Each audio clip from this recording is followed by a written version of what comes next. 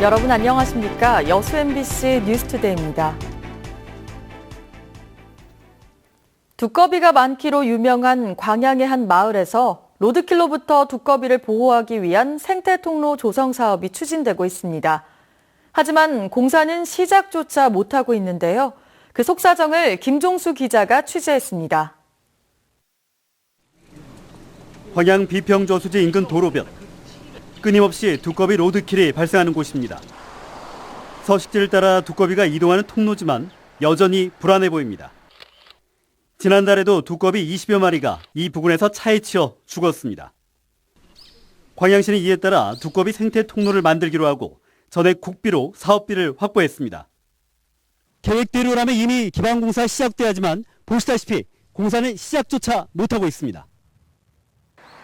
일부 주민들이 반발하면서 공사가 난관에 부딪힌 겁니다.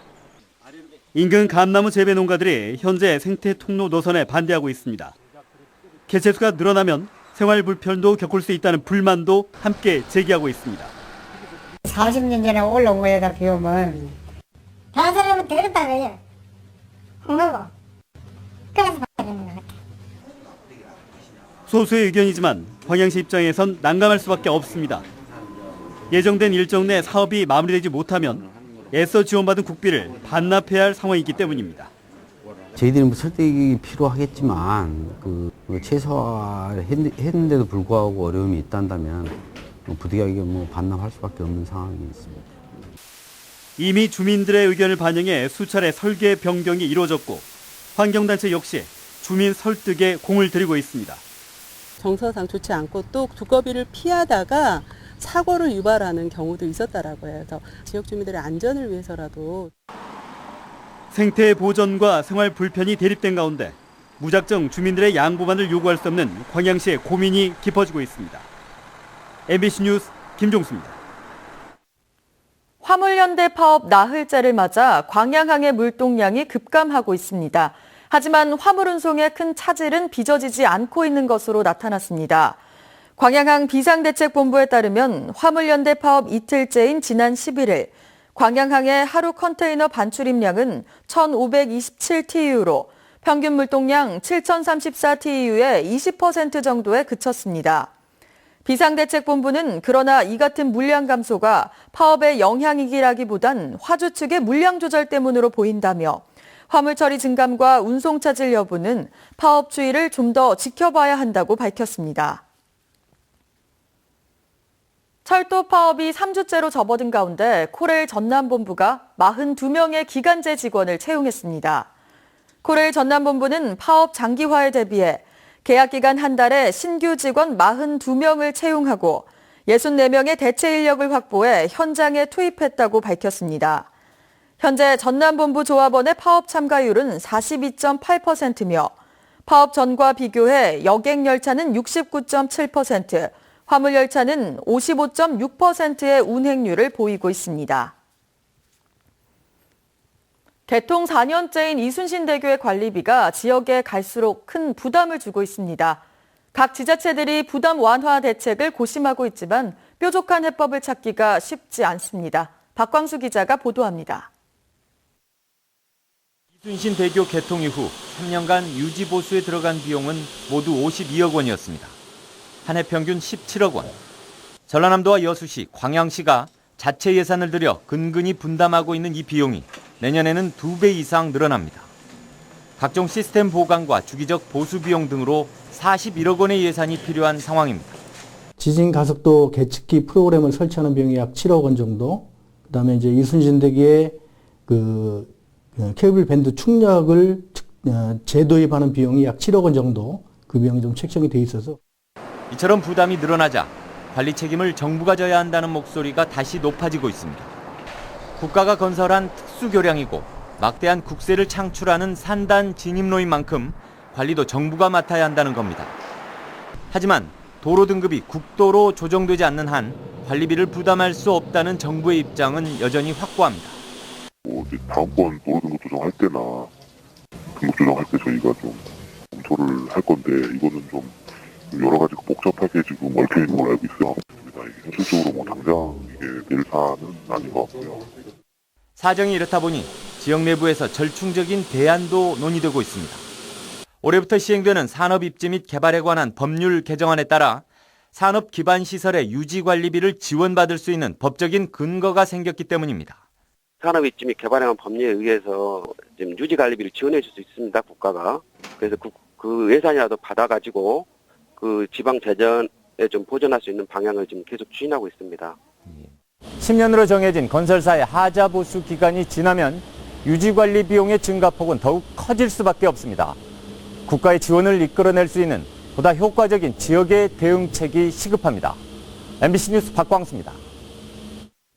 순천 시민들의 축제인 팔마 문화제가 내일부터 이틀 동안 문화의 일원에서 펼쳐집니다. 올해로 34회째를 맞는 이번 행사는 음악 경연대회와 공예품 만들기, 골목길 투어 등 다채로운 문화 예술 체험 프로그램으로 진행됩니다. 특히 15일 순천만 국가정원에서는 순천 시민의 날 행사와 소프라노 신영옥 등이 참여하는 순천만 국제교향악 축제가 함께 개막합니다. 문화전당에 썰매장과 스케이트장이 들어서고 전일빌딩 옥상에 도심 전망대가 설치됩니다. 문화전당의 활성화를 위해 광주시가 짜낸 대책인데 논란이 예상됩니다. 김철원 기자입니다. 국립아시아문화전당이 개관한 지 1년이 지났지만 상인들은 효과를 실감하지 못하고 있습니다. 전당 옆 아시아 음식문화 거리엔 곳곳에 임대를 알리는 현수막이 내걸려 있습니다. 특수를 바라고 문을 연 이 식당 주인도 기대가 실망으로 바뀌고 있습니다. 처음에는 어떤 생각을 갖고 계셨어요? 대박이죠. 근데 지금은 석 달 정도 한번 해보시니까 기준치에는 못 미치고 있죠. 문화전당 활성화가 생각만큼 되지 않자 저마다 대책을 내놓고 있습니다. 조세철 광주시 의원은 광주타워를 세우고 여기에서 무등산까지 케이블카를 놓자고 주장하고 있습니다. 아시아문화전당과 연계한 무등산 케이블카 설치와 가칭 광주타워 건립을 제안합니다. 광주시는 케이블카는 무등산 훼손 논란 때문에 힘들 것이라며 난색을 표했습니다. 대신 현재 진행되는 프린지 페스티벌을 확대해 내년부터는 아시아의 대표 축제로 키우고 또 문화전당 안팎에 겨울철 썰매장 조성을 추진하고 있다고 밝혔습니다. 여기에 리모델링이 예정돼 있는 전일빌딩 옥상에 도심 전망대를 만들면 문화전당 활성화에 도움이 될 것으로 기대하고 있습니다. 이 전당 주변을 어떻게 매력적인 공간으로 바꿔서 시민과 관람객이 전당으로 모여들 수 있는 환경을 만드는 데 선제적으로 생각을 하고. 하지만 썰매장 설치는 예산 확보와 문화전당 측과 협의 등 넘어야 할 산이 많습니다. 게다가 썰매장이나 전망대를 설치하는 게 문화전당 활성화의 근본 대책이 될 수 있는지에 대한 논란도 불가피한 상황입니다. MBC 뉴스 김철원입니다. 지나치게 높은 공사 단가 책정과 쪼개기 수의 계약 관행이 여전합니다. 목포시의 경우 예산이 없다며 시급한 사업도 어렵다고 하지만 정말 허리띠를 졸라매고 있는지는 의문입니다. 김양훈 기자가 취재했습니다. 어린이 보호구역에 설치된 안전 표지판입니다. 조달청에서 가장 비싼 것도 20만 원대면 구매할 수 있습니다. 그런데 목포시가 수의계약을 통해 설치한 표지판 가격은 무려 3배 이상 비쌉니다. 안전표지판과 가상방지턱 몇 개가 어린이 보호구역 안전시설의 전부지만 투입된 예산은 5천만 원에 달합니다.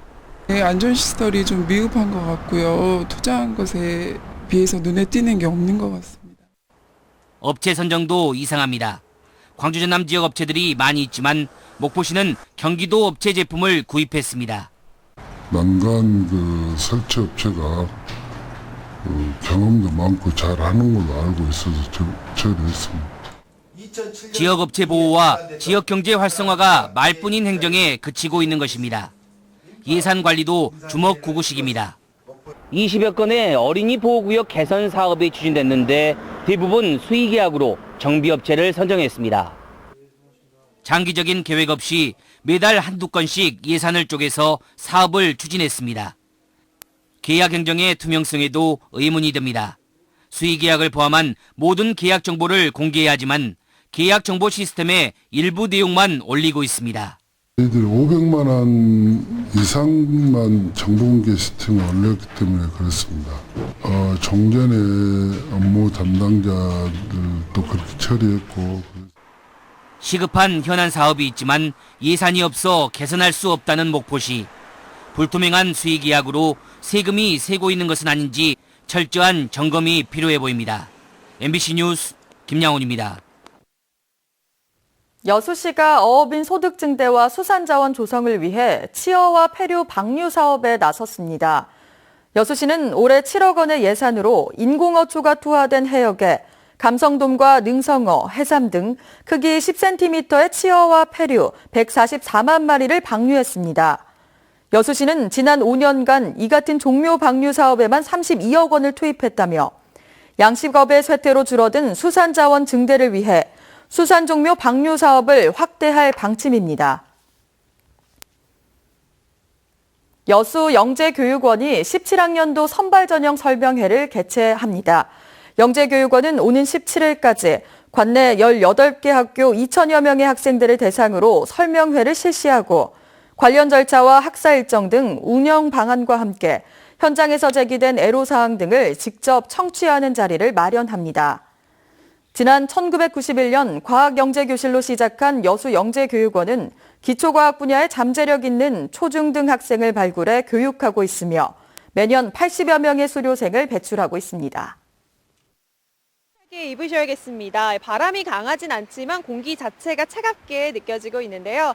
이 시각 현재 강원도 철원이 3.7도로 어제 같은 시각보다도 약 7도가량 낮은 상태고요. 그 밖에 서울 9.3도, 광주 13.2도로 쌀쌀합니다.